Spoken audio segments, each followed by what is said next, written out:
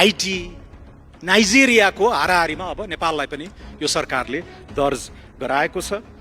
55 million dollar खाएको अमेरिकाको justice डिपार्टमेन्टले प्रमाणित दुनियाँले देख्ने गरेर वेबसाइटमा राखिदिएको छ, तर यहाँ कारबाही हुँदैन। सम्पत्ति शुद्धिकरण क्यासिनो मार्फत, रियल एस्टेट मार्फत, सुन, हुन्डी आदिबाट सम्पत्ति शुद्धिकरण गरिराख्नु भएको छ। थुन 2-4 जनालाई जाक भनेर भने हो फाइनेन्शियल एक्सन टास्क फोर्सले। राष्ट्र बैंक पनि कब्जा गर्ने दुर्नियतका साथ केही अभियानहरू चलिरहेका छन्। अर्थमन्त्रीज्यूलाई मेरो आग्रह छ, आर्थिक कार्यविधि तथा वित्तीय उत्तरदायित्व अध्यादेशलाई अस्वीकार गरियोस् भन्ने प्रस्ताव राख्नका 3 कारणहरू यस प्रकार छन्। पहिलो, प्रक्रियागत त्रुटि, प्रोसिजरल एरर। दोस्रो, शासकीय अवैधता, इलिजिटिमेट गभर्नेन्स। र तेस्रो, संस्थागत अनुत्तरदायित्व, इन्स्टिट्युसनल अनअकाउन्टेबिलिटी। 6वटा अध्यादेशमध्ये एउटा सङ्ख्या पुगेन भनेर यहाँहरूले विथड्र गर्नुभयो। 4वटा कोकोलाई लेखाएर गोजीबाट यहाँ प्रस्तुत गर्नुभयो। तर यो अहिले छलफलमा रहेको अध्यादेश प्रतिनिधि सभा अन्तर्गतको संसदीय समिति, अर्थ समितिमा विचाराधीन थियो।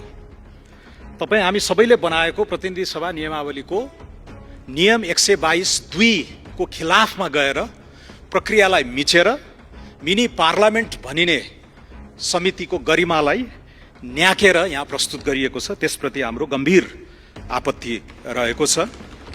यो सत्तारूढ दलकै सभापतिले छिटो छिटो गर्नु पर्या भए भन्या भए हुन्थ्यो, हामी 1-2 हप्तामा पास गरिदिन्थ्यौँ। कार्यसूचीमा चढिसकेको विचाराधीन विधेयकलाई यसरी चाहिँ मानमर्दन गर्न हुने थिएन। यो जस लिने होडमा केही पनि उल्लेख्य काम गर्न नसकेको सरकारले म जिउँदैछु है भनेर जनाउ दिनको लागि प्रस्तुत गरेको जस्तो देखिएको छ। दोस्रो, वैधताको हिसाबले माघ 4 मा अध्यादेश सार्वजनिक हुन्छ। माघ 8 मा राष्ट्रपतिद्वारा संसद बोलाइसकिएको छ।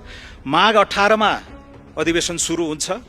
तर आज फागुन 21 गते बल्ल यो प्रस्तुत गरिँदैछ। न नीतिगत आकस्मिकता छ, न प्रक्रियागत द्रुतता।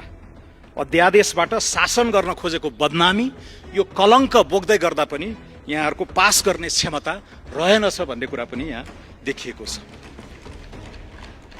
कहिलेकाहीँ राम्रै नतिजा ल्याउन खोजे पनि प्रक्रियामा छलछाम गरिँदाखेरि त्यसको प्रतिफल अवैध हुने गर्दछ, इलिजिटिमेट हुने गर्दछ।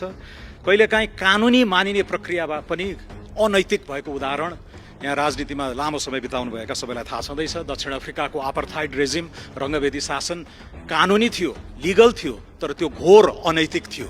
त्यसैले प्रक्रियाहरूलाई नजरअन्दाज नगर्न म हार्दिक अनुरोध पनि गर्न चाहन्छु। कन्टेन्टमा पनि यहाँ योजना आयोगको भूमिकालाई खुम्च्याइएको छ र राष्ट्रिय प्राकृतिक स्रोत तथा वित्त आयोगको भूमिकालाई पनि संविधानको धारा 63 को बर्खिलाप हुने गरेर यहाँ केही दफाहरू प्रस्तुत भएका छन्। 3 महिनाको छलफल राखिएको अवधिलाई पनि घटाएर 1 महिना चाहिँ राखिएको छ। र यो सबैको नियत चाहिँ अर्थ मन्त्रालयका, हाम्रो संविधानले नै चिनेका निकायहरू र अन्य स्थापित संस्थाहरूलाई पनि अर्थ मन्त्रालयको सब्सिडियरी शाखा बनाउने गरेर एकदमै दुर्नियतका साथ यहाँ लिएर आएको छ। योजना आयोग त अध्यादेशबाट बनेको हो। डेथ बाई 1000 कट्स भन्छन्, पत्तीले 1000 चोटि चिरेर मार्नुभन्दा एकैचोटि छिनालेको भए भइहाल्थ्यो। तर संविधानले उच्च स्थान दिएको संवैधानिक निकाय वित्त आयोगको पनि हस्तक्षेप, कार्यादेशमा हस्तक्षेप हुने गरेर जुन अध्यादेश प्रस्तुत गरिएको छ त्यसप्रति पनि मेरो आपत्ति छ। अन्तमा अनुशासनको कुरा गर्ने, तर यही समयमा financial action task force FATF को ग्रे लिस्टमा नेपाललाई चढाइदिनु भएको छ। यो सरकारको पालामा नै त्यो कलङ्क बोकिएको छ। बुर्किना फासो, हाइटी, नाइजेरियाको हाराहारीमा अब नेपाललाई पनि यो सरकारले दर्ज गराएको छ। र अब अन्तर्राष्ट्रिय रूपमा हाम्रा बैंकिङ कारोबारहरू, विदेशी लगानी लगायत यावतमा थप निगरानी हुने र सुधार नगर्ने हो भने अब हामी कालो सूचीमा पर्ने लगभग पक्का भएको छ। त्यसैले सम्पत्ति शुद्धिकरण एन्ड एन्टी मनी लन्ड्रिङ, यो countering the financing of terrorism CFT लगायतका ऐनहरू बनाउने तर कार्यान्वयन नगर्ने, वाइड बडीमा 55 मिलियन डलर खाएको अमेरिकाको जस्टिस डिपार्टमेन्टले प्रमाणित दुनियाँले देख्ने गरेर वेबसाइटमा राखिदिएको छ, तर यहाँ कारबाही हुँदैन। सम्पत्ति शुद्धिकरण क्यासिनो मार्फत, रियल एस्टेट मार्फत, सुन, हुन्डी आदिबाट सम्पत्ति शुद्धिकरण गरिराख्नु भएको छ। यसैलाई हो उसले इङ्गित गरेको, कारबाही पनि गर। यो चाहिँ प्रक्रियागत कागजमा मात्र लेखेर भएन, थुन 2-4 जनालाई जाक भनेर भने हो फाइनेन्शियल एक्सन टास्क फोर्सले। त्यसमा तपाईँहरूको ध्यान जाओस्। राजनीतिक संस्थाहरू त कब्जा भएका छन्, अदालत दलीय छायामा छ, संवैधानिक निकायहरू तपाईँहरूकै भागभण्डाबाट हुन्छन्, प्रहरी कर्मचारी तन्त्र पुरै elite capture of political institution भएको छ। अब डरलाग्दो कुरा आर्थिक संस्थाहरू पनि कब्जा गर्ने दिशामा तपाईँहरू गइराख्नु भएको छ।